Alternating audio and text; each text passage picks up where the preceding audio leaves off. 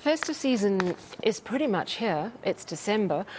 We're 10 days away from the December 16th public holiday that normally kicks off the height of the festive season. Tourism Minister Lindiwe Sisulu has launched the Summer Season campaign here in Johannesburg, and it is the first holiday season that we will hopefully enjoy without further COVID-19 restrictions. Let's get the very latest from our reporter at that event, Theodor, Mashele. Theodor, thank you so much for joining us. You know, we are all desperate for a holiday. We know that there are a lot of challenges still facing tourism. We've spoken about the beaches. We know that economic recovery has been slow. But tell me more about this specific campaign and what it's all about. It is quite like a positive thing, Sally, because we in the international tourism sector, but as usual we have to start here locally and promoting our local stuff so that our country itself starts looking beautiful, so that then it can attract international tourists to come through and support and help to boost our economy. I have with me here Lindiwe Sisulu from SA Tourism, who's gonna give us a bit more update about what this campaign is about. Thank you for speaking to us, Lindiwe. Please tell us more about this entire process. What is it about? Good evening, and thank you so much for being here. The thing about it is what you've said at the beginning, is that, you know, this is the first summer without COVID-19 restrictions. So we are here to declare summer open. We're here to encourage all South Africans to travel their country, explore it, the weather permits, and more than anything, we're here to say we also welcome people that are coming from various parts of the world to South Africa. What are we doing this year? We know that many people within the tourism sector have been impacted by the COVID-19 restrictions and other things in South Africa. What are we doing different this year to try and empower people? Well, it's been 2 years since we've had COVID-19 restrictions, as we've said. Now this year we get a chance to be able to host events, and that's what we're doing. We've got more events, we're interacting with each other, we're connecting with family and friends, and also as South African Tourism, we continue to put packages together that actually encourage us domestic travelers to actually go and witness different tourism experiences, small or big. We're literally just getting South Africans to travel. I see that there's quite a theme that is going on here today, and it seems to be about South Africa and showing South African culture. What is that about? Can you speak to that? Culture and tourism work together, and people of South Africa are very cultural, and we know that people from all over the world come to South Africa to actually experience our culture, and that is what it's all about. We are really here to celebrate who we are as a people.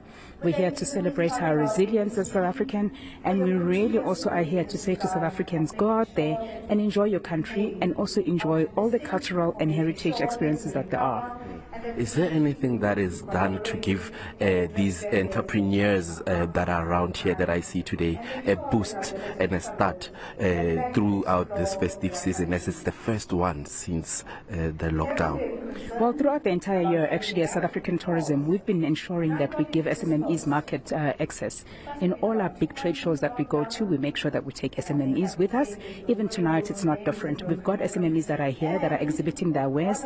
All the delegates that are attending here today will be able to actually transact with the SMMEs, and that is what we can do. We want to make sure that wherever we go as South African Tourism, we take our SMMEs with us so that they're actually empowered, and then so that they too can tell their story. And of course, in telling their story, they promote South Africa and advance their businesses really.